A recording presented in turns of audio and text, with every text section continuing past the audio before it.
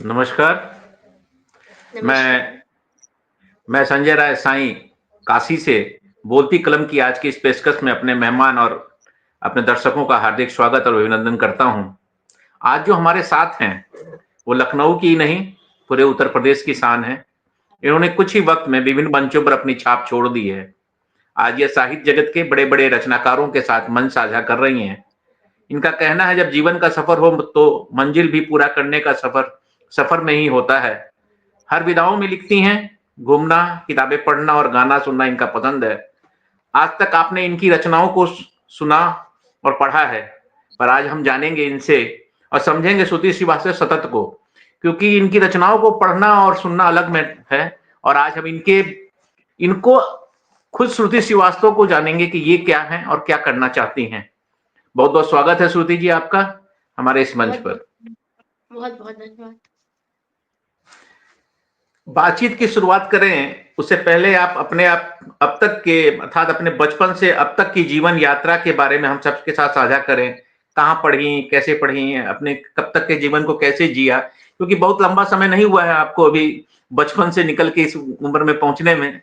तो जी, अपना परिचय देते हुए लोगों के साथ अपनी पहले साझा करें, तो फिर हम लोग आगे बढ़ें अपनी इस कार्यक्रम की जी। तरफ।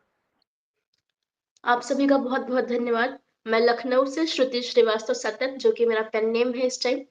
और बचपन की बात करें तो पढ़ने-लिखने में थोड़ी अच्छी थी। तो ये था कि डॉक्टर बनना है, घरवालों का सपना कहते नहीं, घरवाले क उनका एक सपना होता है बच्चों को ये कराना है। तो डॉक्टर का था, मेरा भी था कि हाँ, मुझे डॉक्टर बनना है। तो पढ़ने-लिखने पे केवल ध्यान था। बचपन से किसी को सुना तो नहीं वैसे, बट कुमार विश्वास भैया उनको सुनती थी। बीच में कान में कुछ आवाज़ पड़ जाना, तो बस सुनना पसंद था उनको। और ऐसे ही सुनते-सुनते 12th तक मेरा बस पढ़ाई पर ही ध्यान था कि हाँ, नीट क्लियर करना है, डॉक्टर बनना है। और अचानक से जब 12th क्लियर हुआ 2020 में, तो उसके बाद अचानक से ये हुआ कि अरे!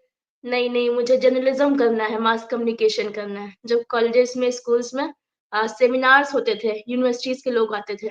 जब वो बीजेएमसी के बारे में बताते थे ना, तो यकीन मानिए ज़रा-सा रुझान मेरा उस तरफ रहता ही नहीं था कि मुझे वो चीज़ सुननी भी है।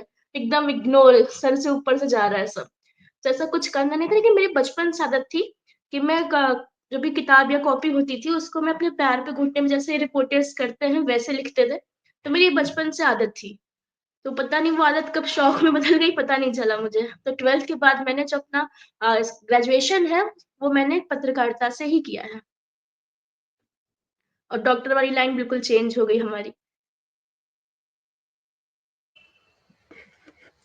आप पढ़ाई-लिखाई आपकी कहाँ से हुई? कैसे स्कूल्स में आप थे? कुछ उनके मैं बारे में लखनऊ से बताएँ? ही पढ़ी हूँ। सेंट जोसेफ हमारे एरिया का बहुत ही अच्छा स्कूल था और वहीं से मैंने अपनी पढ़ाई की। अपना 10th 12th सारा मैंने वहीं से किया हुआ है। और तब भी इतना एक्टिविटीज़ में मेरा कोई रुझान नहीं था किसी भी, बस हाँ, पढ़ना था, बायोलॉजी ली थी, तो बस उसी को पढ़ना था कि नीट क्लियर करना है, सब कुछ करना है। तो इतना कभी ध्यान नहीं दिया कि एक्टिविटी भी करनी है कोई। उसके बाद इतना हुआ कि पूरा पढ़ाई से एक्टिविटी पे ही आ गया सब कुछ।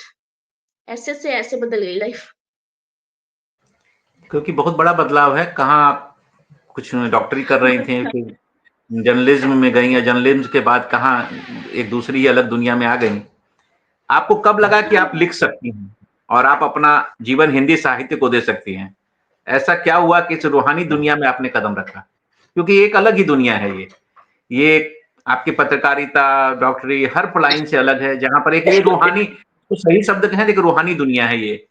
कब आपको बिल्कुल। लगा कि ऐसा हम कर सकते हैं और आप इस लाइन पे आईं? अच्छा, बहुत सारे लोगों ने कोविड में लिखना शुरू किया था। 2020 जब कोविड शुरू हुआ उसके बाद से। मेरा तब तक कभी कोई शौक-वौक नहीं था। मुझे नहीं पता था कि मैं इसके लिए बनी भी हूँ। लेकिन होता है ना कि कुछ चीज़ें आपके लिए बनी होती हैं, वो आपको अचानक से पता लगती है, कोई ना कोई भगवान ऐसा दूत भेजता है, कि हमें पता चले हमारे अंदर कौन-सी प्रतिभा है। तो हुआ क्या था, कोविड का टाइम था और लॉकडाउन खत्म हो चुका था। नवंबर का वक़्त था और कुमार विश्वास भैया को मैंने कभी सामने से नहीं सुना था, फ़ोन पे सुना था। तो हमारे लखनऊ यूनिवर्सिटी के 100 साल पूरे हुए थे। तो पास वगैरह का उस टाइम का चल रहा था, लेकिन इतनी जान-पहचान और इतना मैं खुली भी नहीं थी लोगों से कि मैं उनसे पास माँगू या कुछ भी करूँ। तो हुआ क्या कि मेरे जीजू हैं, तो मैंने उनसे कहा मुझे चलना है, तो बोले मार पड़ेगी वहाँ बहुत भीड़ होगी ये वो, फिर भी जिद मचा के मैं गई। कि पास नहीं फिर भी एंट्री शायद मिल जाए। तो मैं पहली बार ऐसे किसी कॉन्सर्ट टाइप में जा रही थी, बड़े से कार्यक्रम में। तो पहली बार जाते ही मैं चेयर के ऊपर खड़ी होके वाह-वाह, क्योंकि मुझे वो बहुत बेहद पसंद थे और अभी भी हैं, अब तो मेरे वो गुरु भी हैं। तो मैंने ऐसा ही किया, फिर जिस दिन मैं लौट के आई, मेरा उनसे मिलने का मन था और सिक्योरिटी आप उनकी जानती हैं इतनी ज़्यादा कि नहीं मिल सकते ऐसे। तो मेरे मन में मुझे इनसे मिलना, वो कुछ करूँगी और तभी मिल पाऊँगी, ऐसे नॉर्मल नहीं मिल सकती हूँ मैं। तो फिर मैं जैसे ही घर आई, उस दिन से ही मैंने पता नहीं क्या हुआ कि मेरे अंदर ऐसा है कि मैं कुछ लिख सकती हूँ। तो मैंने कुछ लिखा, वो ऐसे ही ख़याल जैसे ओपन माइक्स में चलते हैं इस टाइम, अब तो लोग ने बहुत सीख के पढ़ना शुरू कर दिया, तो पहले ख़याल कुछ भी मन में आया, कुछ भी लिख दिया, तो वो करती थी मैं। फिर हुआ क्या, नवंबर का टाइम था और दिसंबर मेरा कॉलेज शुरू हो गया, फर्स्ट सेमेस्टर। तो मैं गई, मुझसे मेरी हॉबी पूछी गई, तो मैंने बोला मैं लिखती हूँ। मतलब पहला कुछ लिखा, उसके बाद मैंने उसको अपनी हॉबी बना ली। तो हमारी टीचर थी और बहुत बड़ी नहीं थी, हम लोग से 4-5 साल ही बड़ी थी, तो वो ओपन माइक्स कराती थी, करती थी। तो जब उन्होंने सुना तो कहा ठीक है बेटा चलते हैं, तुमको लेके चलते हैं। फिर वहाँ गई, तो मुझे रिस्पॉन्स अच्छा मिला, कुछ दोस्त बन गए 3-4 जो अभी तक मेरे दोस्त हैं भी। उनका सपोर्ट मिला, तो हम लोगों ने साथ मिलके ऑलमोस्ट 2021-22 लास्ट तक हम लोगों ने सबने मिलके 50 ओपन माइक्स किए हैं।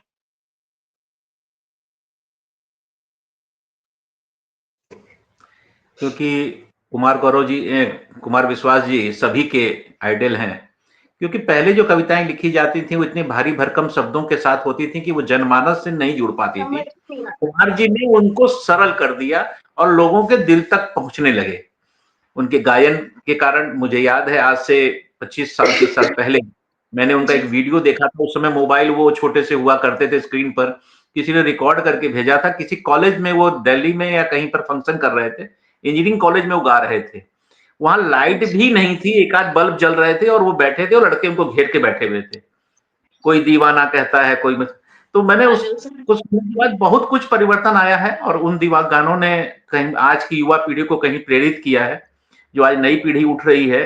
लखनऊ से मैं तीसरा पॉडकास्ट, चौथा पॉडकास्ट है ये मेरे लखनऊ के ही लोगों का। श्रेयांश भी पिछली बार हमारे साथ थे। एक जी, नई पौध उभर रही है बहुत तेजी से, जो जल्दी ही मंच पर दिखाई देगी। आप कई विधाओं में लिखती हैं, बड़े-बड़े रचनाकारों के साथ भी मन साझा करने को मौका मिला आपको। कैसा सहयोग रहता है उनका? जैसे अभी आप आई थी बनारस, तो दमदार बनारसी जी हमारे हैं, काशी की शान हैं, प्रशांत सिंह सिंह जी हैं। ये लोग, जी, तो मैं इनको तो मैं प्रशांत सिंह जी को तो जानता हूँ। दमदार बनारसी से कभी-कभी एक आध बार व्हाट्सएप पर बात हुई है, ऐसी बातचीत नहीं हुई। कैसा जी। लगता है, ये लोग कैसा सहयोग करते हैं आपको? कैसा रहा मंच का एक्सपीरियंस आपको? मैं बताऊँ तो मैं कवि सम्मेलन नहीं करती थी। ओपन माइक मुझे लगा था ओपन माइक तक ही दुनिया है। ये जो कवि सम्मेलन लोग करते हैं, ये बहुत बड़े लोग होते हैं, ये मेरे बस का नहीं है। मैं ये सच बता रही हूँ। और 2023 में ऐसा हुआ कि दमदार बनारसी जी, जो मेरे बहुत अच्छे मित्र, भाई आप कुछ भी कह लें उनको, तो वो मेरे वो फ़ेसबुक पे जुड़े थे। तो उन्होंने कहा कि ऐसा-ऐसा है, मथुरा का पहला कवि सम्मेलन मंच जो कवि कुंभ वो कराते हैं, विश्वभान कवि सम्मेलन। उसमें बहुत सारे लोग आते हैं। तो उन्होंने कहा कि आओ, मैंने कहा मैं कुछ लिखती नहीं, बस मैं ओपन माइक वाला ख़याल लिखती हूँ भाई और मुझे कुछ नहीं आता है। तो बोले आओ देखते हैं, जो होगा देखा जाएगा। बस इसी उम्मीद में जो होगा देखा जाएगा करके मैं चली गई मथुरा। और मैं सच बताऊँ, आमने-सामने मेरी पहली बार दमदार बनारसी जी से मुलाकात हुई और वो इंसान हैं, वो बड़े इंसान हैं, लेकिन उनसे कभी आपको मिलके ऐसा नहीं लगेगा कि वो बड़े, इतने बड़े इंसान होके भी इतने सरल हो सकते हैं। मैं रात में 2 बजे पहुँची अपने भाई के साथ, तो वो जाग रहे थे कि अरे कोई लखनऊ से आ रहा है, मैंने बुलाया तो मुझे जागना चाहिए। तो उन्होंने पूरी हेल्प की। उसके बाद मैंने पढ़ा, कैसा भी पढ़ा। बहुत ज़्यादा अच्छा तो नहीं मैं उस टाइम कह सकती हूँ, लेकिन हाँ, लोगों से डर नहीं था, माइक से डर नहीं लगता था तब, क्योंकि ओपन माइक कर चुके थे इतने सारे, तो इतना सारा इतना फ्रेंडली हो गया था मेरे लिए। उसके बाद से फिर उस दिन से ये हो कि थोड़ा सीखना चाहिए, बहर वगैरह, मीटर वगैरह, अगर हमें गज़ल वगैरह लिखनी है तो हमें बहर वगैरह आनी चाहिए। तो वहाँ से मैंने लिखना शुरू किया अच्छे से सीख के। तो कुछ टाइम बहर सीखा, कुछ लोगों से सीखा, तो 3-4 महीने कुछ ख़याल ही नहीं है कि लिखना क्या है। होता है क्या, पागल हो जाता है इंसान। बहर बहुत टफ़ होती है, अब सरल लगती है लेकिन जब सीखो तो बहुत कठिन होती है वो चीज़। तो फिर जब सीखते-सीखते फिर थोड़ा आने लगा, तो फिर इन लोगों का सपोर्ट मुझे बहुत ज़्यादा मिला है। अगर मुझे मंचों पे कोई लाया है तो दमदार बनारसी हैं। सारथी कह सकते हैं, सारथी परिवार का वो कार्यक्रम था, उन्हें मैं अपना सारथी कह सकती हूँ। दमदार बनारसी जी से मेरी कभी मुलाकात नहीं थी, क्योंकि मैं भी काशी से हूँ, फिर भी हमारी मुलाकात नहीं हुई थी कभी भी। मैंने उनको सुना जरूर था कई मंचों पर इनको। मैंने उनको इंस्टाग्राम पर एक मैसेज दिया था कि मैं बनारस से हूँ और एक ऐसा करता हूँ। तो उन्होंने ऐसा नहीं, पहला आदमी मैंने देखा इतने ऊंचे धरातल, ऊंचे आसमान पर पहुंचने के बावजूद भी धरातल से जुड़ा है कि उनका मैसेज आया कि मैं बाहर हूं, जब भी मैं काशी में रहूंगा तो जरूर आपसे बात करूंगा। तो ये एक चीजें हैं कहीं ना कहीं आपको उनसे जोड़ती हैं। प्रशांत सिंह हैं, मैंने प्रशांत सिंह को जी, मैसेज किया, प्रशांत हो प्रशांत गया, सिंह का मैं जवाब आया। उनको भाई मानती हूँ। मेरे बगल में ही रहते भी हैं, शायद मेरे घर के पास में ही हैं। मुझे नहीं पता था कि वो यहीं रहते हैं। तो बातचीत इंस्टाग्राम से हुआ, तो बोले कि मैं बोला आप काशी में, आपको मैं देख रहा हूँ। बोले मैं काशी का ही हूँ। तब फिर बातचीत हुई।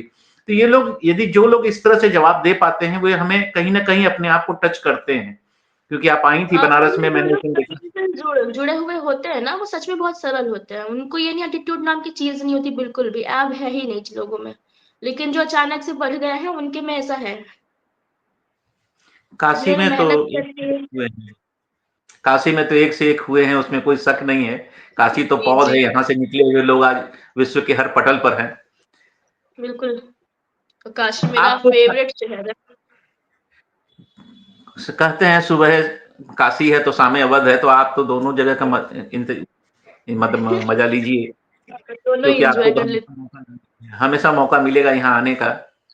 आपको कार्य, क्योंकि हम लोग रचनाकारों की रचनाएं तो आपकी हमेशा सुनते हैं। कुछ ऐसी चीजें जो हम आपसे जानना चाह रहे हैं जो आपके ऊपर बीती है। आप कार्यक्रम की तैयारी कैसे करती हैं? क्या घबराहट नहीं होती? अब पहले तो होती होगी, अब घबराहट नहीं कहेंगे, असल में कभी-कभी ऐसा होता है, जब इंसान नौकरी वगैरह करता है ना, तो उसको तैयारी करने का समय भी नहीं मिलता है।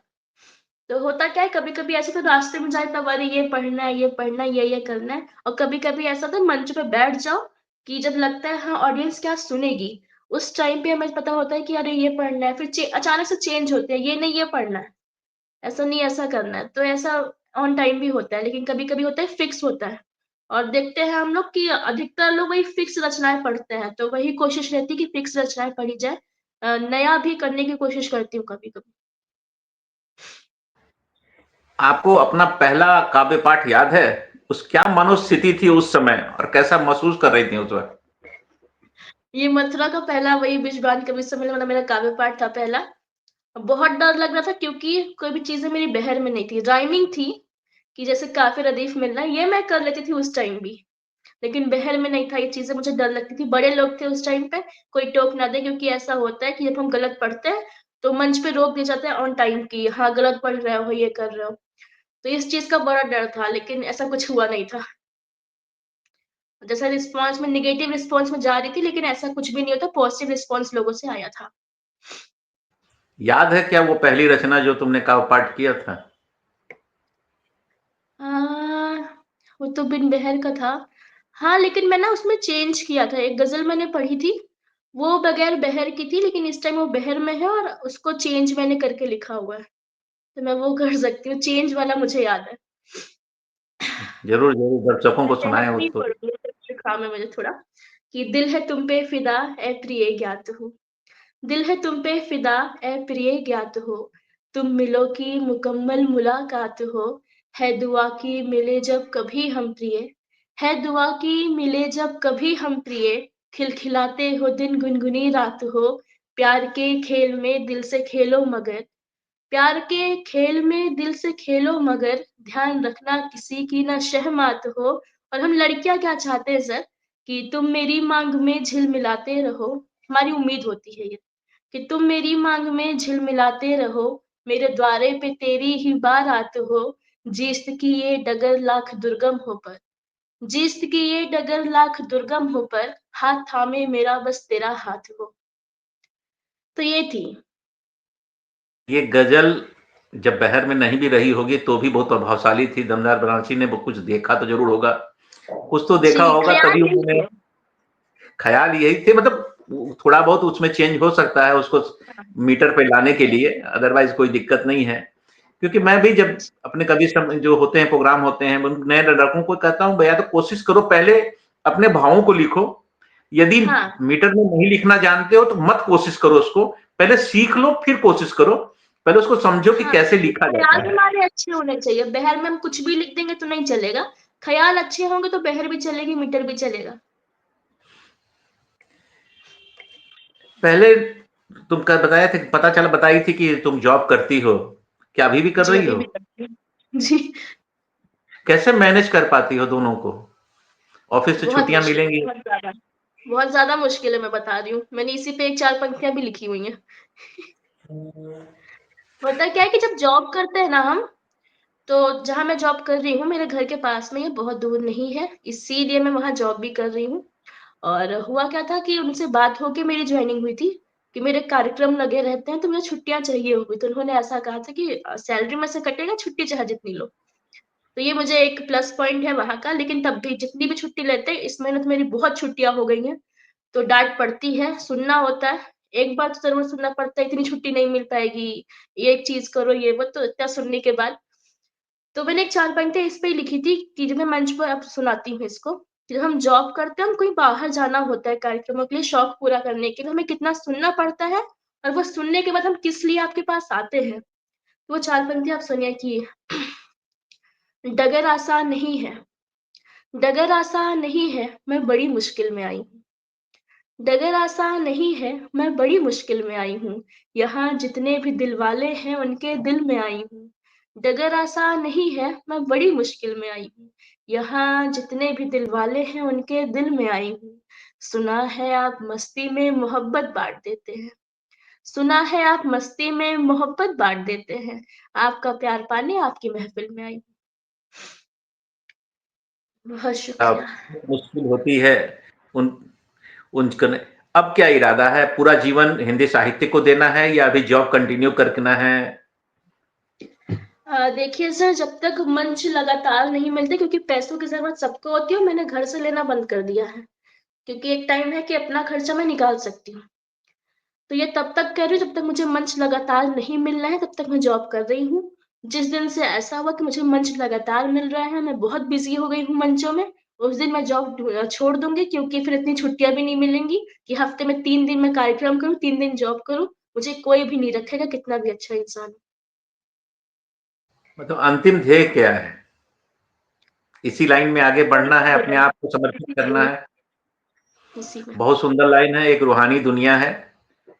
अब तो पहले पैसे नहीं थे, मगर आज तो हर चीज़ सुलभ है यहाँ, क्योंकि ये दुनिया भी बिल्कुल। अब हर तरह से सुलभ है, इसमें कोई दिक्कत नहीं है। आगे बढ़िए। सु एक जनरल लोगों की फीलिंग होती है कि हम लोग कविता पढ़ते हैं, हर आदमी कविता पढ़ लेता है, 2-4 लाइनें कोई नहीं। हुँ। ये मुक्तक है, ये शेर है, ये नज्म है, तो हर आदमी इस चीज़ को नहीं समझता है। तो क्योंकि मौका है आज, आप मुक्तक, शेर, नज्म, गज़ल लिखती हैं, श्रृंगार रस और भक्ति श्रृंगार में लिखती हैं। लिखती आप श्रृंगार में ज़्यादा हैं। इसमें क्या अंतर है? श्रृंगार रस में और भक्ति श्रृंगार रस में क्या अंतर है पहले? देखिए, दोनों बिल्कुल मिलता-जुलता है। अगर प्रेम को आप पूजा और साधना मान लेते हैं, तो भक्ति श्रृंगार, श्रृंगार दोनों हो गया। और इस टाइम तो मंचों पे अगर आप श्रृंगार की बात करेंगे, तो श्रृंगार के साथ अश्लीलता भी बहुत चल रही है। तो मैं इन चीज़ों से बहुत बचना चाहती हूँ, बहुत सोच-बूझ के लिखना चाहती हूँ कि ऐसा कुछ ना हो, एक पवित्र प्रेम पूजा ही हो। तो मैं श्रृंगार भी वैसा ही लिखती हूँ, भक्ति श्रृंगार भी वैसा ही लिखती हूँ। दोनों में कैसे अंतर? कोई ऐसा रचना जो एक श्रृंगार भक्ति की हो और एक श्रृंगार में भक्ति मैं श्रृंगार? भगवान का प्रेम लेके आती हूँ कि ऐसा-ऐसा करना चाहिए, और श्रृंगार में जैसे मैं अपने महबूब से कोई बात कह रही हूँ, तो ऐसा है। कोई रचना ऐसी जिसमें दोनों का अंतर समझ में आए? जी, बिल्कुल है। एक-एक मुक्तक दोनों पे मैं उदाहरण के तौर पे रखती हूँ कि ये श्रृंगार का मैं रख रही हूँ कि प्रेम का किस्सा बदलता जा रहा है। प्रेम का किस्सा बदलता जा रहा है, रूह का रास्ता बदलता जा रहा है। प्रेम का किस्सा बदलता जा रहा है, रूह का रास्ता बदलता जा रहा है। जब से तुमने धड़कनों को छू लिया है, प्रेम होता है तो क्या होता है, कि जब से तुमने धड़कनों को छू लिया है, दिल का एक हिस्सा बदलता जा रहा है। ये हमारे श्रृंगार का उदाहरण था। और ये भक्ति श्रृंगार का उदाहरण कि सेम चीज़ है। कुछ अंतर आपको लगेगा नहीं, बस प्रेम में अंतर लगेगा।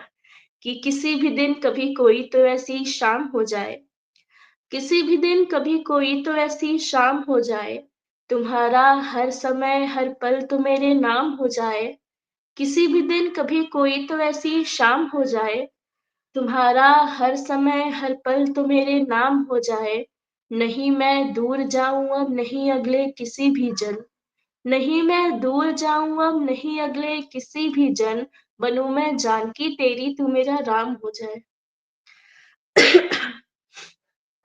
अंतर बोलने में भी है, प्रस्तुति में भी अंतर था, दोनों के प्रस्तुतियाँ अलग हो जाती।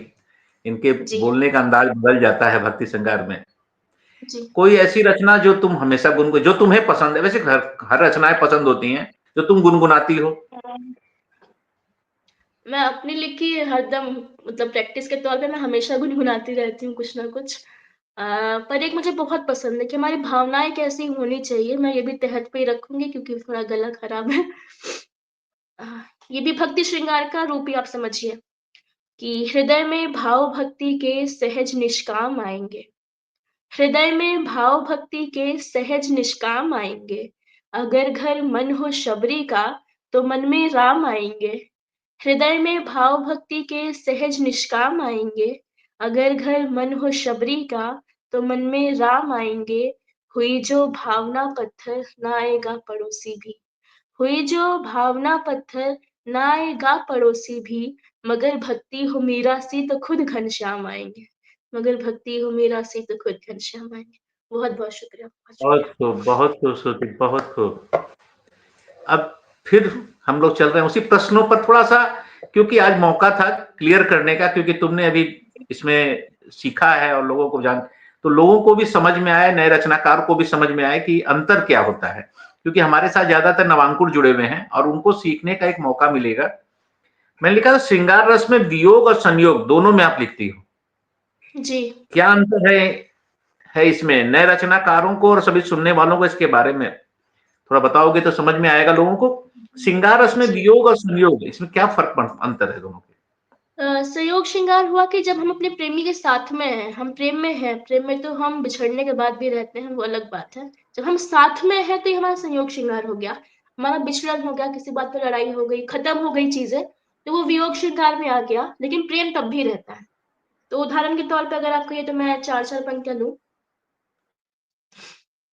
सुनिएगा एक संयोग श्रृंगार कि रूह का श्रृंगार पाना चाहती हूँ, रूह का श्रृंगार पाना चाहती हूँ, दर्द के उस पार जाना चाहती हूँ। रूह का श्रृंगार पाना चाहती हूँ, दर्द के उस पार जाना चाहती हूँ।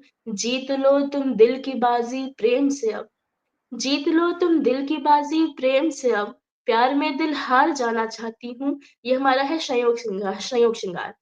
और वियोग में है हमारा प्रेम है, एक तरफ़ा हो गया, उम्मीदें होती हैं, अपेक्षाएँ होती हैं, जब वो टूट जाती है तो हमारा हाल क्या होता है? तो वो 4 पंक्ति के माध्यम से आप सुनिएगा कि जिसे चाहें अगर हमको कभी वो मिल नहीं पाए, जिसे चाहें अगर हमको कभी वो मिल नहीं पाए, अलग होकर भी अपना ज़ख्म ये हम सिल नहीं पाए। जिसे चाहे अगर हमको कभी वो मिल नहीं पाए, अलग होकर भी अपना ज़ख्म ये हम सिल नहीं पाए। बहुत चाहा हृदय ने कि उसे हम भूल जाएँ पर, बहुत चाहा हृदय ने कि उसे हम भूल जाएँ पर, मगर मुरझा गया ये दिल कभी हम खिल नहीं पाए। बहुत शुक्रिया, सरस्वती बहुत सुंदर।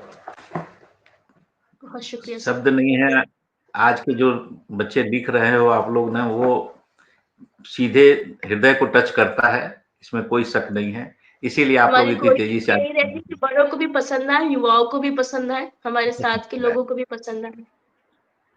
हाँ, जहाँ पूरा परिवार उसको सुन सके और समझ सके। कुमार विश्वास जी जी, की भी जी। कविताएँ ऐसा पूरा परिवार गुनगुनाता है, चाहे दादाजी हों, चाहे हम लोग हों और चाहे बच्चे हों। क्योंकि हमारे तो घर में भी वैसे पापा ही लोग का पूरा सपोर्ट रहता है, तो अगर उनके सामने कभी हमारी पंक्तियाँ जाएँ, तो हमें ये ना लगे, अरे! ये मैंने क्या पढ़ दिया था कि घर वालों के सामने सुनने लायक नहीं है। बहुत सही कहा तुमने। अभी कुछ दिन पहले, क्योंकि मैं काशी का हूँ तो एक थोड़ी-सी कमजोरी है। अभी कुछ दिन पहले काशी आई थी। कैसी यादें रही यहाँ की? क्योंकि बहुत परिवर्तन आया है काशी पिछले 10 सालों में यहाँ। जी। मैं बताऊँ मेरे घर से हम लोग 4 लोग हैं परिवार में, मैं, पापा, मम्मी, दीदी, दीदी की शादी हो गई है। तो मैं बहुत रही होंगी तो 5-6 साल की रही होंगी जब मैं पूरे परिवार के साथ काशी गई थी अब मैं सच बताऊँ मुझे कुछ भी नहीं याद है। एक तस्वीर है हमारे पास जो कभी दिखते हाँ, लगता था अरे! ये काशी है लेकिन ऐसा कुछ लगता नहीं था। कुछ भी ऐसा अब नहीं पता चलता कि काशी ही है, इतना बदलाव आया है, इतना विकास हुआ है। तो उसके बाद मैं काशी आई हूँ, जब मैं 4-5 साल की थी उसके बाद की बात करूँ तो मैं इधर 17-18 साल बाद काशी आई।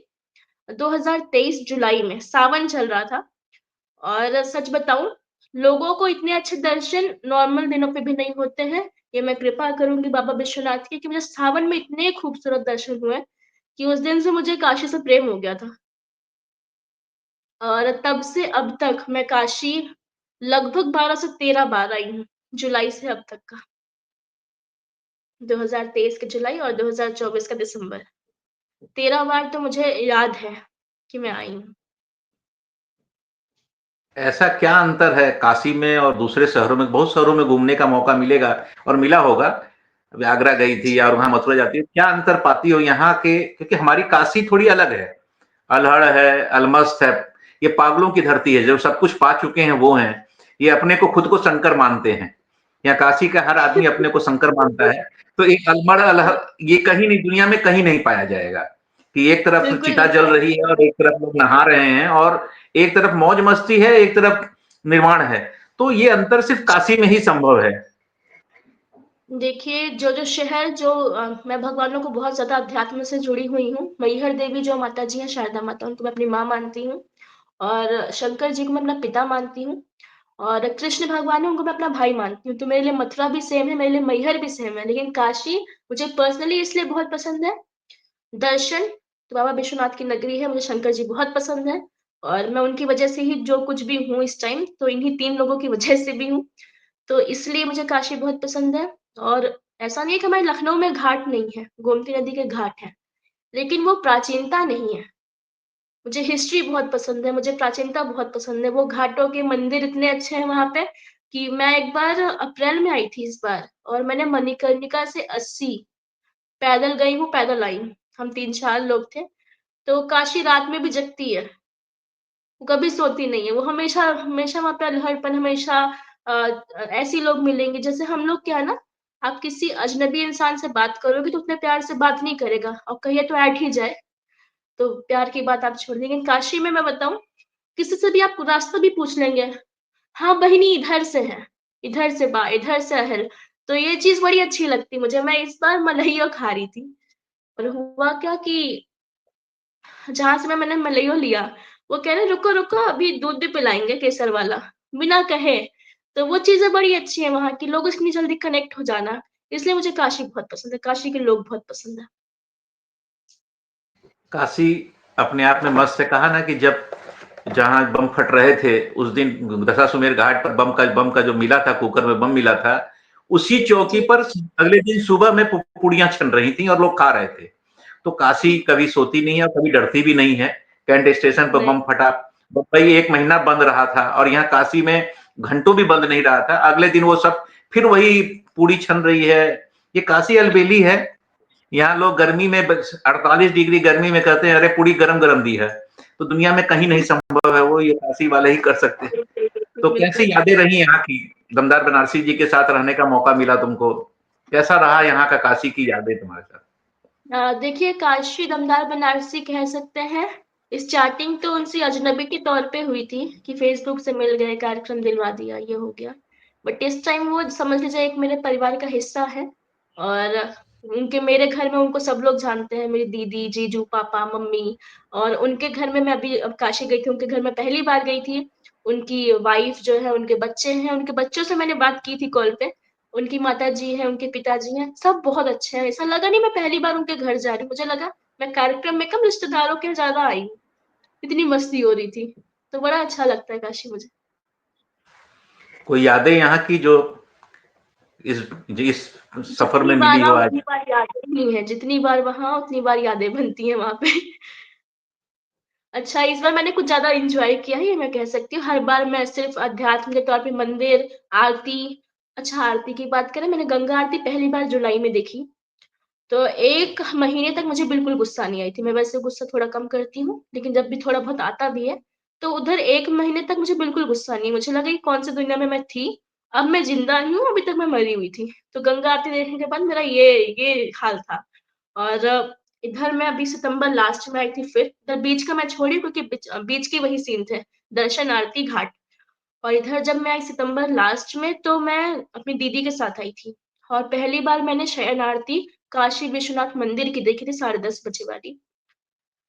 हर इंसान उस मंदिर में आरती के समय पे रो रहा था और मेरे अगल-बगल जो लोग खड़े थे, इतना सुंदर भगवान कैसे हो सकता है? वो साउथ की थी, वैसी इतना सुंदर भगवान कैसे हो सकता है? मेरे बगल में, अब तो आ जाओ भगवान मतलब मैं सुन रही थी, लोगों को देख रही थी, हालाँकि मैं भी इमोशनल हुई थी। तो ये था कि आप उस शिवलिंग में ना साक्षात शंकर जी को देखते हो उस टाइम।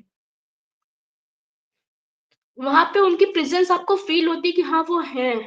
मैं पूरी उम्मीद के साथ कह सकती हूँ कि वहाँ पे हर एक इंसान फ़ील कर रहा था कि वहाँ पे शंकर जी हैं उस टाइम। हुँ, वो संभव है क्योंकि हमने देखा हुआ है, हम लोगों ने महसूस करते हैं, हमारे साथ भी जाने वाले महसूस करते हैं। ये तो दिखी हुई चीज़ है, काशी में तो साक्षात शंकर विराजमान हैं और काशी है उन्हीं बिल्कुल। से। यहाँ पर तुमने मंच साझा किया था, यहाँ पर आया थे, इस बार आई थी तो मंच साझा की थी। कौन सी जी। रचना यहाँ पर पढ़ी थी काशी पर लोगों को? काशी पे हाँ, मैंने एक काशी के लिए रचना लिखी थी। मैं वो सुनाती हूँ अगर मुझे तुरंत-तुरंत याद आ जाए तो। मैं सुनाती हूँ, मैं भूल भी सकती हूँ, अभी क्योंकि नया ही लिखा था मैंने, कि नदी के वेग से बहते हैं बनारस वाले, नदी के वेग से बहते हैं बनारस वाले, हर घड़ी मस्ती में रहते हैं बनारस वाले और जहाँ तुम तरसते हो मरने के लिए, जहाँ तुम तरसते हो मरने के लिए, वहाँ हर रोज़ जीते हैं बनारस वाले। हम लखनऊ के लोगों की यही आदत होती है कि हाँ, जब भी मृत्यु हो तो हम काशी में ही ऐसा है कि काशी में हमारा अंतिम संस्कार हो, ताकि मोक्ष की प्राप्ति हो, तो ऐसा मैंने फ़ील किया है वहाँ का। यहाँ मोक्ष भी मृत्यु भी एक उत्सव है। जी, कहीं दुनिया में मैंने देखा देखने था को इस नहीं बार। मिलेगा। यहाँ काशी में मृत्यु भी उत्सव है, गाते बजाते नाचते गाते आपको जाते लोग मैंने मिल बैंड जाएंगे, बाजे के जैसे साथ शादियों ऊपर में लोग मणिकर्णिका नाचते के हैं, वोटियाले देखी थी। लोग नाचते हैं और यहाँ एक उत्सव होता है एक समय, जो यहाँ पर नाच का प्रोग्राम होता है और डीएम और एसपी तक वहाँ सांसद भी आते हैं उस प्रोग्राम को एक तरफ चिताएं जल रही होती हैं और एक तरफ नृत्यगान होता है। कोई फुहड़ता जी, नहीं होती, सबसे बड़ी चीज फुहड़ता नहीं होती काशी में। काशी इतना काशी की सुलझा हुआ है। संस्कृति, काशी की प्राचीनता ही काशी को काशी बनाती है। आपने कहा था कि आप सफर में लिखा करती हैं, कोई जी, नई रचना जो सफर में लिखी हो? हाँ, मैंने लिखी तो इस बार जब मैं बनारस से लौट के आ रही थी। लिखी क्या थी? अ, वियोग श्रृंगार का उदाहरण है ये और मैं भूल भी सकती हूँ, मैं फिर से कह रही हूँ क्योंकि नई लिखी है कि मन से मन तो जुड़ने लगा था, मन से मन तो जुड़ने लगा था। आगे क्या था? 1 सेकंड रुकिएगा। मन से मन तो जुड़ने लगा था। से 1 सेकंड मुझे बस टाइम दीजिएगा।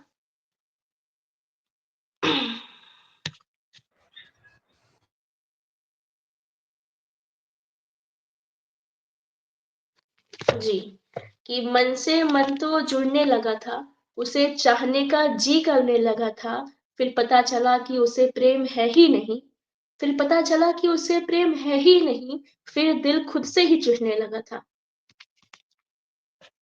होता है ना कि हमारी उम्मीदें बढ़ जाती हैं, हमें ऐसा लगता है कि सामने वाले के मन में ऐसा है, फिर पता चलता है अरे वो तो बस फ्लर्टिंग कर रहा था। श्रुति, तुम आज के समय में हो, अभी हो, तुम देख रही हो, पहले की बात तो छोड़ दें, आज हम देख रहे हैं लोग रचनाकार जल्दी सफल होने के लिए दूसरे की रचनाओं हाँ, में जोड़ तोड़ करते हैं, शब्दों का हेर फेर किया, उसको अपनी रचना बनाई और पोस्ट कर दिया। ऐसा बहुत कुछ चल जी, रहा है। क्या लगता है तुमको? ये प्रश्न मैं दिल से चाह रही थी ये प्रश्न उठे और मैं अभी इतना तो नहीं स्थापित हूँ लेकिन शायद मैं आज बोल रही हूँ मुझे शांत करा दिया जाए, मेरा मुँह बंद कर दिया जाए। लेकिन हाँ, अभी शायद मेरा मुँह बंद कर दिया जाए लेकिन जब मैं एक ऐसे मंच पे होंगी ना, तो मैं ये प्रश्न ज़रूर उठाऊँगी चाहे वो आज के 5 साल बाद हो, चाहे 10 साल बाद हो। आप देखते हैं ना कि यहाँ पे लोग चोरी की कविता मतलब मैं खुद बता रही हूँ, मैं जल्दी मैं नाम नहीं लूँगी।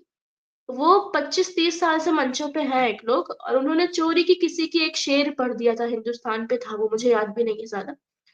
तो वो जब आप इतने सालों से मंच पे, तो आप नाम लेके पढ़ दो ना, आप बिगड़ थोड़ी ना जाओगे। क्योंकि हम तो जानते हैं, हम पढ़ते हैं तो हम जान रहे हैं कि हम किसकी रचना है। लेकिन ऑडियंस नहीं जान रही आपकी वो किसकी रचना है। तो ऑडियंस को आप बता सकते हो, आपको धोखे में रखने से कोई फ़ायदा नहीं है। तो इधर बीच में बहुत चला था चोरी, चोरी, चोरी, कि इनकी कविता इन्होंने ले ली, इनकी कविता इन्होंने ले ली, फिर पता चला इन दोनों की ही कविता नहीं है, वो किसी और की कविता है। होता क्या है, जितना मैंने महसूस किया है, होता क्या है कि सर इसमें ना, जैसे 2 लोग साथ में हैं, दोस्ती में दिया, भाई-बहन के रिश्ते में दिया, कि किसी भी रिश्ते में दिया, आपको वो सिखा रहा है या कुछ भी कर रहा है, तो जैसे आपको उसने सही करके दे दिया, या मान लीजिए लिख कर भी दे दिया, तो उस टाइम जब वो बंदा स्थापित या बंदी स्थापित नहीं होता है, तो वो कोई आवाज़ नहीं उठाता, क्योंकि उसने लिख के दिया होता है, क्योंकि वो रिलेशन में होता है किसी न किसी के। लेकिन जब वो स्थापित होने लगता है 5 साल बाद, 10 साल बाद, वही रचना से अगर हो रहा है, वही एक शेर, वही एक गज़ल से, या वही एक मुक्तक से, तो उस टाइम के उस 5 साल, 10 साल बाद लोग उस पे आवाज़ उठाते हैं, अरे ये तो मेरी कविता है, ये मेरी पंक्तियाँ हैं। तो ये तो आपको उस टाइम में तो देनी नहीं चाहिए थी, या तो आपको उस टाइम ही आवाज़ उठाते। तो जब वो स्थापित है आज, तब उसकी आवाज़ नहीं उठानी चाहिए। और अगर ये बात आप कर भी रहे हो, तो फिर लेनी भी नहीं चाहिए। अगर आप अच्छे और सच्चे लिख लेते हो, अच्छे कवि हो, तो ये सब करना नहीं चाहिए पहली बात तो। गलत लिखेंगे, कुछ दिन गलत लिखेंगे, फिर लेकिन धीरे-धीरे हम सीख जाएँगे, हमें आ जाएगा। तो मेरा ये ये मानना है आजकल कि ऐसे किसी की लाठी का सहारा नहीं बनना चाहिए, अपने आप जो भी करना है करो। ये आजकल ज़्यादा चल गया है, नेट से उठाते हैं, उसमें शब्दों का हेर-फेर किया, यहाँ तक कि जी, शब्द जी। ही बदलते हैं और उस शब्द का अर्थ वही होता है। खाली हाँ, कहने का अर्थ बदल जाता है और उसको वही शब्द को सब डाल दे रहे हैं। कुमार जी ये की तो आपने कविताओं कहा पर मैं सही कर दिया। काफ़ियाँ बदल देते, काफ़ियाँ ऊपर-नीचे कर देते हैं, उनकी बन गई। वही कह रहा मैं, कुमार जी की कविता है, उसी कविता में शब्दों का हेर-फेर किया और फिर उनके अपनी रचना। तो ठीक है, रचना आपकी है, मगर उस रचना में आपने कितना उलट-फेर किया ये तो देखो। क्या दोनों हाँ, के अर्थ हाँ। एक ही हैं? उसका अर्थ तो नहीं है ये आ रहा है कहीं, जो हमको सुना रहे हैं, कोई दीवाना कहता है और कोई कह दो कि परवाना कहता है, तो अंतर कोई बहुत है नहीं आपके कहने में। वो अगला समझ बिल्कुल। रहा है कि किसकी कविता पढ़ रहे हो। तो ये एक गलत तैंतीस है, क्योंकि आज के नए रचनाकारों को तो मेरे हिसाब से नहीं करना चाहिए, क्योंकि ये आगे बढ़ने के लिए एक शॉर्टकट हो सकता हाँ, है। हाँ। शॉर्टकट ये हो सकता है। लोग ये अपनाते भी हैं शॉर्टकट। क्या कहना ऐसे चाहोगे आज? ऐसे कुछ लोग और कुछ ऐसी शर्तें होती है ना लोगों की, ये मेरे पास भी आए थे स्टार्टिंग में। लेकिन अगर मैंने वो शर्तें मंज़ूर की होती, तो शायद मैं अभी बड़ी कवित्रियों में मेरा नंबर होता, मेरे भी पेमेंट अच्छे खासे होते। लेकिन ये था कि जब घरवाले सब मतलब सपोर्ट कर रहे हैं, आप पे भरोसा कर रहे हैं, ये सब नहीं करना है, और कब तक आप किसी के भरोसे आगे बढ़ोगे? एक दिन तो खुद ही करना, जहाँ पे वो इंसान आपका साथ छोड़ देगा, वहीं आप फिर से आपको शुरू करना पड़ेगा। और रही बात फिर अपने आप से आप कैसे शक्ल मिलाओगे अपनी आईने में, तो ये सब करने के बाद अभी अपने आप से जितना भी कर रही हूँ, मैं इसमें खुश हूँ। पहला ओपन माइक जैसे तुमने कवियों की दुनिया में कदम रखा था, तो वो कब कब शुरू किया था और उसमें क्या उम्र रही होगी? और ओपन माइक या कवि सम्मेलन के टाइम पे। ओपन माइक की मतलब शुरुआत जहां से हुई ओपन तुम्हारी? ओपन माइक की शुरुआत तब मेरी उम्र रही होगी, 12th मेरा पूरा हुआ था। 18 की मैं पूरी हुई थी उस टाइम, तब से मैंने ओपन माइक में कदम रखा था। तो कैसा था वो? उस समय कैसा महसूस हो रहा था तुम्हें? पहला बार पहली ओपन बार माइक किया? था तो ये डर रहता है कि कैसे लोग हैं। पहली बार मैंने माइक छुआ था, तो बड़ा डर लगता था। वो पहली वीडियो कहीं कभी-कभी दिख जाती है ऐसे, क्योंकि यूट्यूब वगैरह चलाओ तो। मेरे पास पर्सनली नहीं है। जब उसको और अब की वीडियोज़, अब की रचनाओं को कंपेयर करो, तो लगता है हाँ, सुधार तो हुआ है। ये कोई और श्रुति थी, अब कोई और श्रुति है।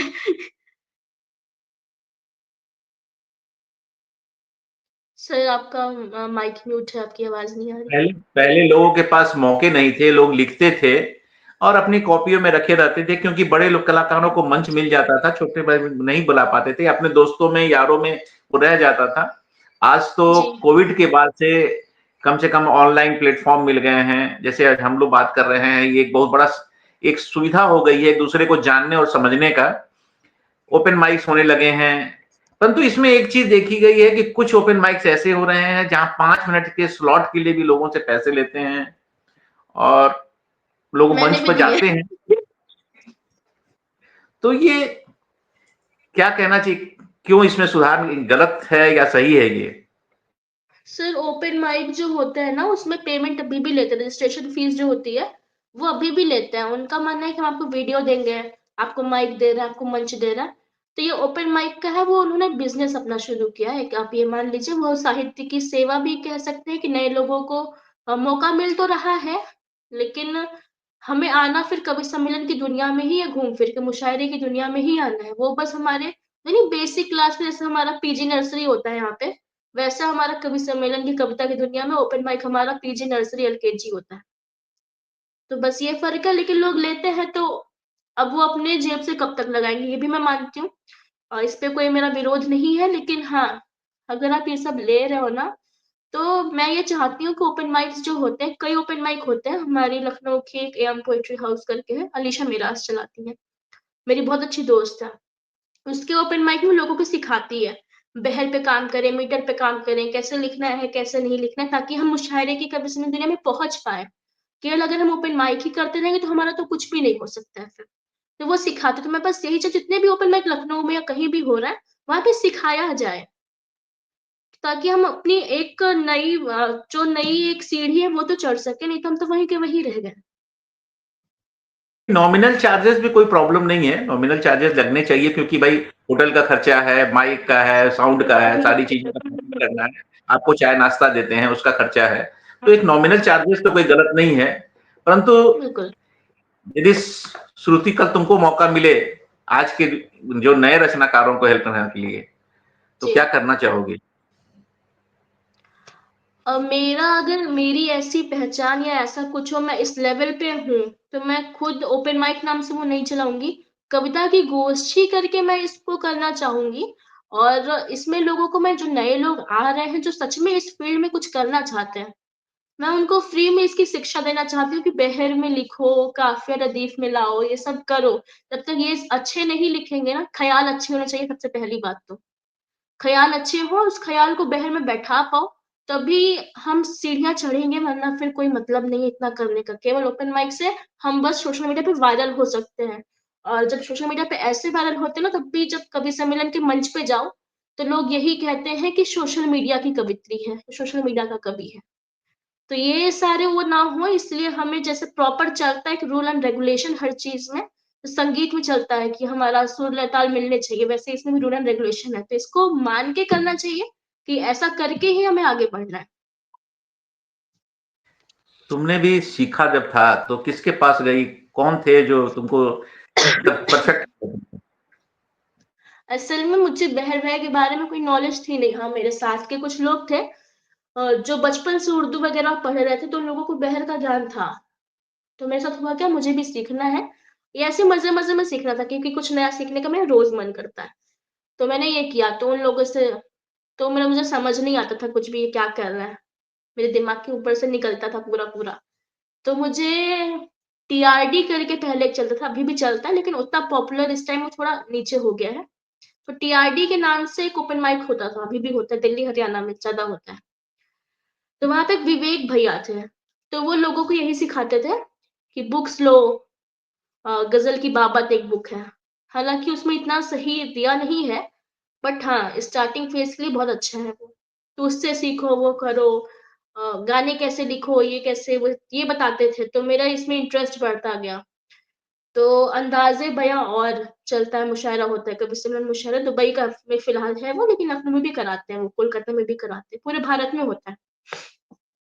तो उनके यहाँ मैं गई थी तो एक टैलेंट हंट था वो, तो वहाँ पे मुंबई से एक भैया आए थे, हमज़ा आमिर हमज़ा ऐसे ही नाम था उनका। तो ऐसे ही वो मुझे ऐसे मतलब बातचीत हुई, वो अपनी वाइफ़ बच्चों के साथ आए थे, तो मुझे बड़े अच्छे-अच्छे लोग मिले इस फ़ील्ड में। स्टार्टिंग थोड़ी-सी खराब हुई थी, लेकिन फिर बड़े अच्छे-अच्छे लोग मिले। तो उन्होंने कहा बेटा सीखो बहर वगैरह और अज़हर इकबाल दादा उसमें जो है, अज़हर इकबाल शायर जो हैं, उन्होंने उसमें मुझसे बोला था कि कर सकती हो अगर बहर में चीज़ें हैं तो।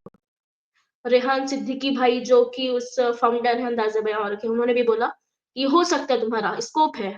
तो फिर मैंने वहाँ से तो आमिर हमज़ा भैया ने मुझे एक नंबर दिया था। वो मुंबई के शायर हैं और उनका खुद का बिज़नेस भी कोई है। तो मैंने उनसे शुरुआत की थी कि बहर वग़ैरह होती क्या है फ़िलहाल? तो मैं उसी टाइम की अभी बात कर रही थी, मैं 3-4 महीने मेरे पास कोई ख़्याल नहीं आए थे।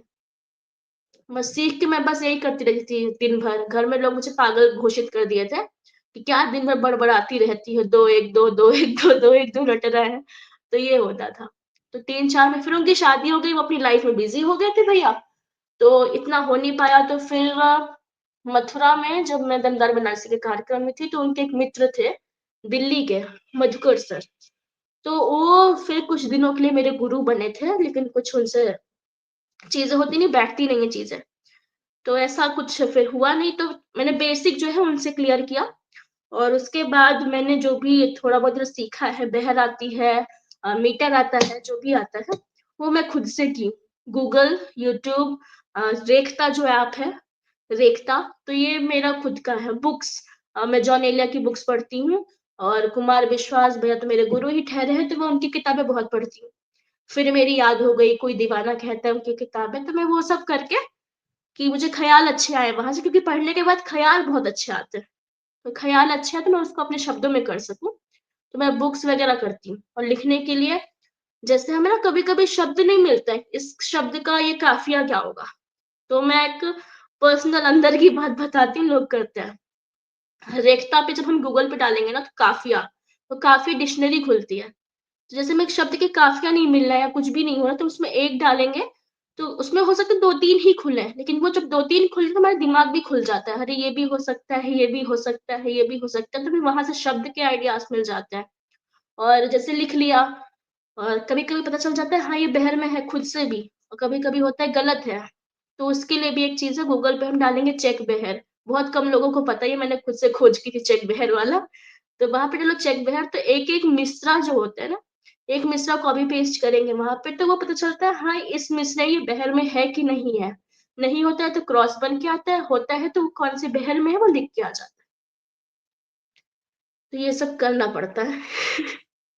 नहीं, इस हम हमारे बातचीत करने का मतलब ही यही है कि नए रचनाकारों को ये चीज पता चलती जाए।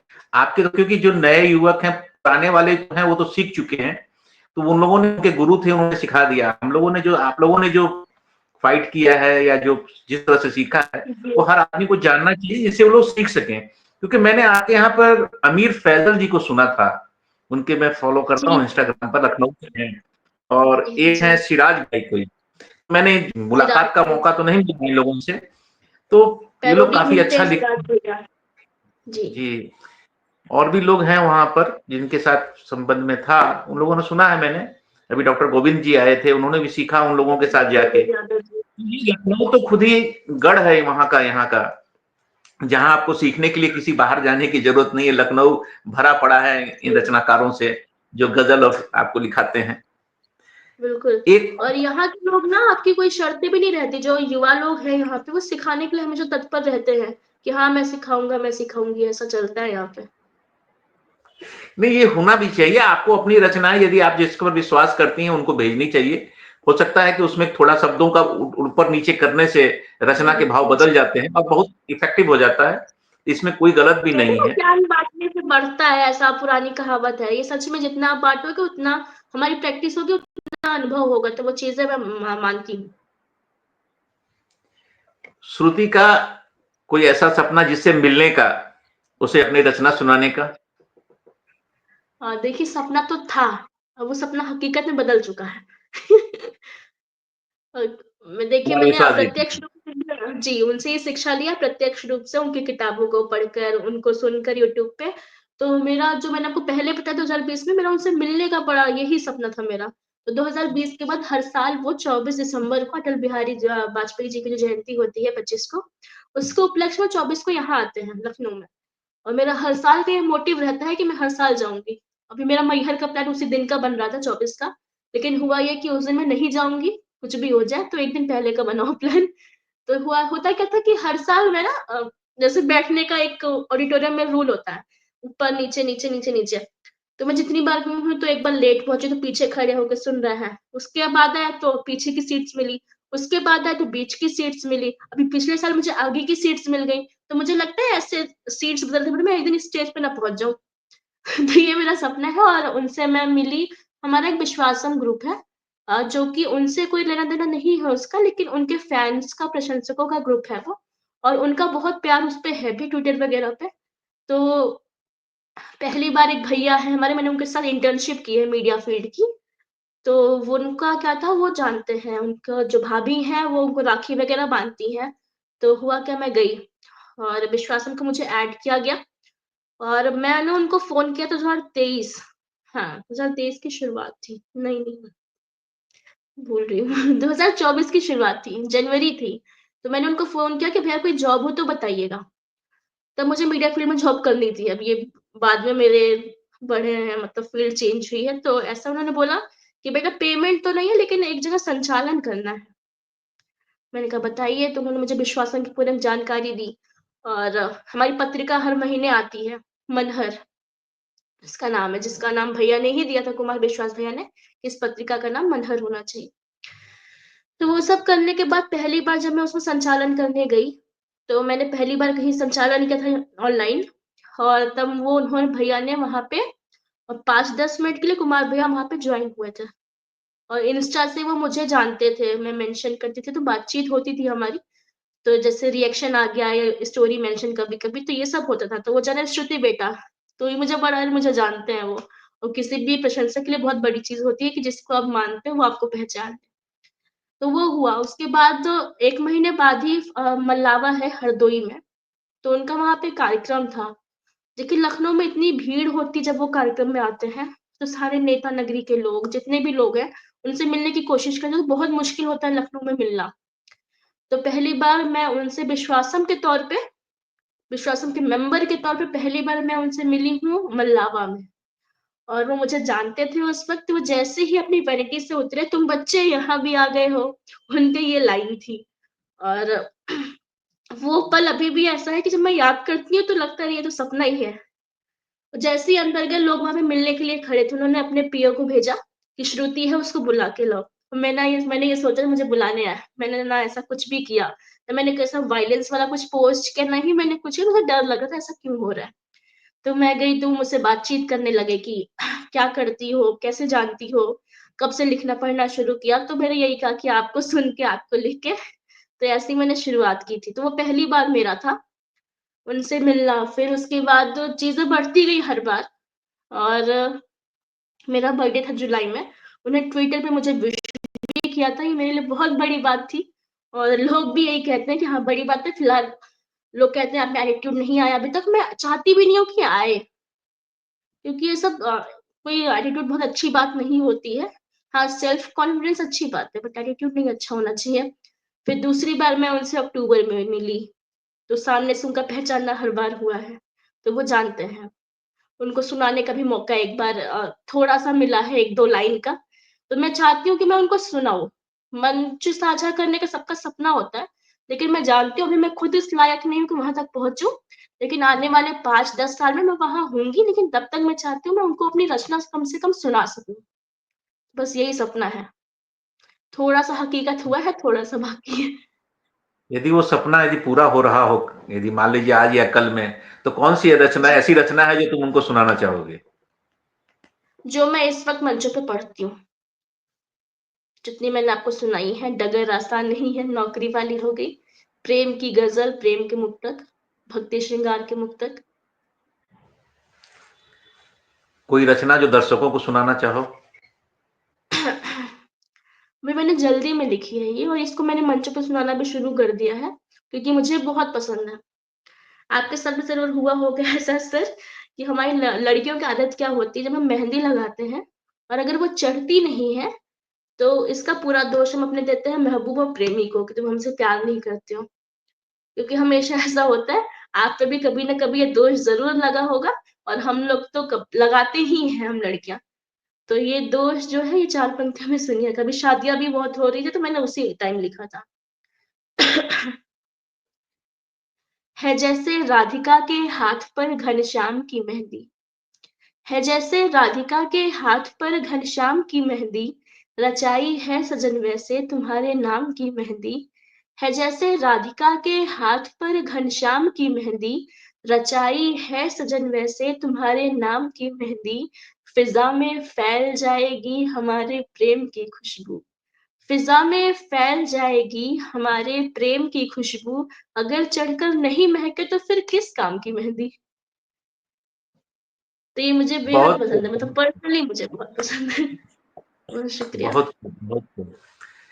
श्रुति, मेरा एक हर बार जब भी मैं ब्रॉडकास्ट करता हूं तो मैं उस व्यक्ति से ये जरूर कहता हूं कि आदमी, आपके जीवन में बहुत लोग आए होंगे, कुछ ने अच्छा कुछ ने बुरा में, परंतु बिल्कुल, बहुत कम समय में तुमने सफलता की सीढ़ियां चढ़ी हैं।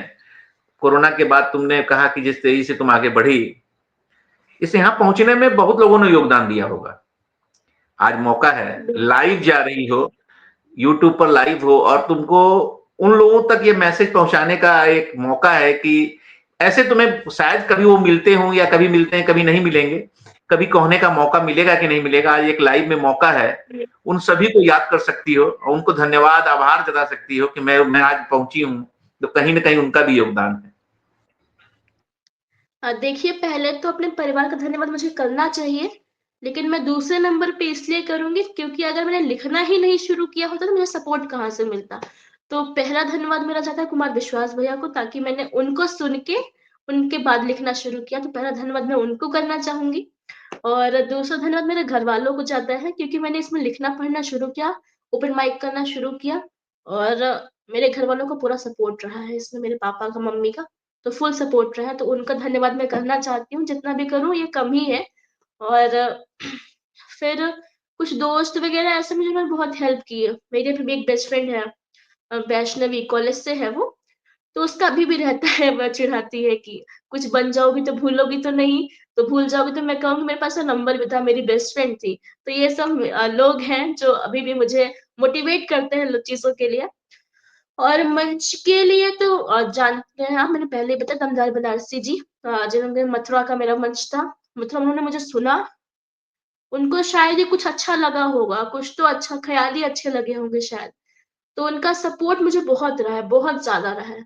मैंने उस सारथी का वर्ड दिया था उनको, अभी दिया था। उनको ये सब नहीं पता है कि मैं ऐसा उनकी तारीफ़ कर रही हूँ, पीठ पीछे तारीफ़ कर रही हूँ। और मथुरा के बाद मेरी शुरुआत बनारस से हुई। तो मैं बनारस से चलती हूँ, तो बनारस में सब लोग मुझे मिले, दमदार बनारसी जी चंदौली में। उसके बाद बनारस में अ, साथ के ही लोग थे, प्रशांत भैया, कल्याण भैया, ये सब दमदार बनारसी जी के साथ के लोग हैं। और उधर से फिर चल के बनारस में मैंने बहुत सारे कार्यक्रम किए, 4-5 किए। उसके बाद इधर लखनऊ में मेरे जैसे ना, जब आप अपने ही गढ़ में, अपने शहर में नहीं कर रहे हो, तो बाहर के लोग आपको प्यार करें कोई मतलब नहीं, जब तक घर के लोग प्यार ना करें। तो हुआ क्या कि फिर लखनऊ का नहीं हो रहा था मेरा, तो एक दीदी है झारखंड की, अंकिता सिन्हा, तो वो आई थी लखनऊ, मैं उनसे मिलने गई थी, मुझे बहुत मानती हैं वो। तो उन्होंने मुझे एक मिलवाया, अमित अनपढ़ भैया हैं, आयोजक-संयोजक हैं लखनऊ में, और हास्य के बहुत अच्छे कवि हैं वो भी। तो उन्होंने जब सुना कुछ छंद, कुछ मुक्तक सुने मेरे, तो उन्होंने फिर मुझे मंच देना लखनऊ में शुरू किया था। और अभी तक मैंने लखनऊ में उनके दिए मंच से, पिछले साल से इस साल तक की मैं बात करूँ, तो लगभग उन्होंने मुझे 10 मंच दिए हैं और अभी 31 दिसंबर को भी उनका एक मंच है लखनऊ में, तो उन्होंने मुझे उसमें भी बुलाया है। तो ये कुछ ऐसे लोग हैं जो मुझे हमेशा सपोर्ट करते हैं। मैं इस प्रोग्राम के बाद मंदार बनारसी जी को भी मैसेज जरूर भेज, रिकॉर्डिंग भेज उनको शिफ्ट करूंगा यूट्यूब का लिंक दूंगा कि आपको बहुत याद किया गया था आज, और मैं चाहूंगा कि जल्दी हाँ, ही वो भी मैं हमारे कभी उनके पॉडकास्ट में कामों आए। की तारीफ़ नहीं करती हूँ। नहीं है, कुछ लोग हैं। हम आगे बढ़े हैं उससे पहले कि पूछते हैं कोई संदेश आज के रचनाकारों, क्योंकि तुम्हारी भी उम्र बहुत नहीं हुई है, तुमने भी शुरू किया है, फिर भी जो अभी नए लड़के लिख रहे हैं, मेरे कवियों के संगम में कुछ बच्चे आए थे, 10 साल, 8 साल, 12 साल के, 13 साल के बच्चे। अभी कल इंटर पास की भी 2 लड़कियां थी हमारे यहाँ, अद्भुत लिख रही हैं दोनों। एक तो स्टोरी टेलिंग में है, कविता में, ये लोग अद्भुत लिख रहे हैं। इन लड़कों को कोई संदेश जो तुम श्रुति देना चाहे, जो तुमने सीखा है अब तक के अनुभव से उनको। देखिए, हम सीख के तो नहीं लिख सकते हैं। मैं कविता की ये बात निश्चित तौर पे कह रही हूँ कि हम सीख के कितना भी सीख लें, हम नहीं लिख सकते हैं। जब तक शारदा माता की कृपा नहीं होती है ना, क्योंकि कविता मतलब माता सरस्वती, जब तक उनकी कृपा नहीं होगी, हम एक शब्द भी नहीं लिख सकते अच्छा। तो उनकी कृपा अगर आप पे है, तो उसका पूरा उपयोग करें अच्छे से, पवित्रता से, कि ताकि उनके चरित्र पे कोई आँच ना आए कि लोग ऐसा कर रहे हैं। सबसे पहले पवित्रता होनी चाहिए और ख़्याल बहुत ही अच्छे होने चाहिए। ऐसा नहीं है कि हमें शब्द इतने भारी ले आने कि हमें समझ ही ना आए कि हम लिख क्या रहे हैं। बोलचाल की भाषा में लिखना चाहिए कि इंसान को समझ आए हम क्या लिख रहे हैं। हम किसी बड़े ऐसे को सुन लें, वो बोलचाल की भाषा में ही लिखते हैं। मैंने अभी उनको सुना था, खुर्शीद हैदर दादा हैं, मुशायरे की दुनिया के बहुत बड़े शायर हैं वो। तो उनकी मुझे एक लाइन बड़ी याद आती है, मतलब एक उनकी गज़ल थी, मैं अभी कल भी सुन रही थी उनकी गज़ल। मैंने उनको पहली बार बनारस में इसी बार सुना है कि खुशियों के तराने में वक़्त तो लगता है, रूठे हो मनाने में वक़्त तो लगता है। और एक शेर था कि बेटा धन कमाने को परदेस में गया है, मैयत को उठाने में वक़्त तो लगता है। बड़ी ही नॉर्मल सी बात वो कह रहे हैं कि बेटा हमारा शहर में है दूसरे, तो जब उनकी बॉडी होगी तो उसको उठाने में वक़्त लगेगा, वो लौट के आएगा। तो ये नॉर्मल सी बात वो कह रहे हैं। तो ऐसा ही करना चाहिए हमें, कि नॉर्मल सी बातचीत बातचीत की भाषा में अच्छा लिखने का प्रयास करें और पवित्रता होनी चाहिए। कोई भी कितनी भी शर्तें, बहुत सारी चीज़ें ऐसी आएँगी कि हमें भटकाएँगी वो चीज़ें, तो हमें उस चीज़ को ध्यान ही नहीं देना है, हमें जो भी करना है अपने बलबूते पे करना है। बहुत-बहुत धन्यवाद। चलते-चलते कुछ सुनाना चाहोगी तुम दर्शकों को? एक गज़ल है, अभी तक शायद ये फ़ेसबुक वगैरह पे पोस्ट भी नहीं है और कहीं सुनाई भी नहीं है। है ऐसी कि क्या बात है! या तो सभी बचोगे या मर जाओगे। या तो सभी बचोगे या मर जाओगे, एक दिन सब नदी पार कर जाओगे, अम्न के वास्ते रह लो दुनिया में तुम, अम्न के वास्ते रह लो दुनिया में तुम, प्यार में तो यहाँ तुम बिखर जाओगे। और एक शेर है कि रहते हैं सबके दिल में प्रभु राम जी, रहते हैं सबके दिल में प्रभु राम जी, नाम ले लो तो तुम भी निखर जाओगे, अपनी माँ-बाप से अगर मोहब्बत करो, अपनी माँ-बाप से अगर मोहब्बत करो, फिर मोहब्बत में तुम भी सँवर जाओगे।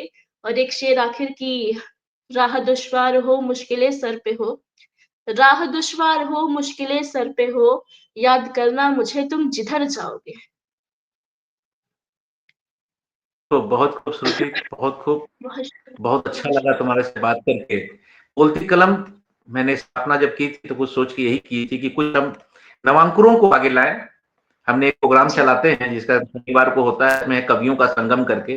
उसमें हर बार कोशिश करते हैं कम से कम 3 नए बच्चे हों, जी, नवांकुर हों जिनको सीखने को मिले और 1-2 पुराने लोग होते हैं जो उन्हें गाइड करें। तो जी, ऐसे लोग आते हैं, उनमें कुछ बहुत अच्छे हैं, उनको जगह मिलना चाहिए। मेरे से जितना होता है उतना मंच मैं साझा करवाता हूँ उनको और मंच खुल के देता हूँ उनको, पूरा समय देता हूँ, 1.5 घंटे का समय देता हूँ। एक आदमी यदि जी। 5 रचनाएँ सुना रहा है, तो ये काफ़ी अच्छी मैंने उनको समय दिया है, तो कोशिश कर रहे हैं। कैसा लगा आज का प्रोग्राम से तुमको? बोलती कलम की छोटी-सी कोशिश से? देखिए मुझे बहुत अच्छा लग रहा है, सबसे अच्छी बात ये है कि आप नए लोगों को मौका देते हैं, क्योंकि जब हम लोग भी नए थे ना, हम लोगों को बहुत मशक्कत करनी पड़ी है, बहुत ज़्यादा। लोगों को लगता है अरे इतना पहुँच गई हैं, तो बड़ी आसानी से पहुँच गई हैं। लेकिन सच बता रही हूँ, इतनी मेहनत अगर किसी पढ़ाई आईएएस की तैयारी में कर ली होती, तो आज सच में आईएएस, पीसीएस या डीएम होती। तो बहुत ज़्यादा मेहनत करनी पड़ती है, तो नए लोगों को मंच देना बहुत बड़ी बात है। बहुत लोगों से मिलना-जुलना पड़ता है, बात करनी पड़ती है, खुद से चीज़ें क रखनी पड़ती हैं कि हाँ, लिखते हैं, ऐसा लिखते हैं। तो ये बड़ी अच्छी चीज़ है कि नए लोगों को मौका मिल रहा है, खुद से उनको मौका मिल रहा है कि हाँ, वो कुछ सुनाएँ, उनको मंच मिल रहा है। तो ये बहुत ही नेक काम है, इसके लिए आपको दिल से बहुत-बहुत धन्यवाद। और ये अच्छी बात है कि हम जैसे लोग जो थोड़े बहुत स्थापित हो चुके हैं ज़रा-ज़रा सा, उनको भी ऐसे पॉडकास्ट के मामले में टॉक करने का मौका मिलता है कि हम अपने दिल की बात कह सकें, क्योंकि हम मंचों पे ये सब नहीं कर सकते। जाना है, सुनाना है, ऑडियंस से थोड़ा कनेक्ट होना है, फिर अपना स्थान लेना है, तो ये सब बड़ा अच्छा लगता है। और ये मैं चाहती हूँ बहुत आगे जाए ये चैनल। श्रुति हम तो यही चाहेंगे कि समय मिले, जब भी समय हो, हमारे संग प्रोग्राम में आओ। यदि कोई बच्चे, नए बच्चे यदि तुम्हारे जॉइन में हैं, जो लोग चाहते हैं जी, मंचों के लिए, हमारा मंच खुला है। हर शनिवार को हम करते हैं। इसमें हमें जी, उनको लाने में कोई संकोच नहीं है। एक मंच खुला मंच है, जब आना चाहें और यदि तुम उनके साथ आओ तो और अच्छी बात है। हमारे मंच की शोभा बिल्कुल, बढ़ेगी। बिल्कुल, बहुत-बहुत धन्यवाद बिल्कुल। श्रुति तुम्हारा हमारे साथ जुड़ने के लिए। बहुत-बहुत धन्यवाद। धन्यवाद, बहुत धन्यवाद। बहुत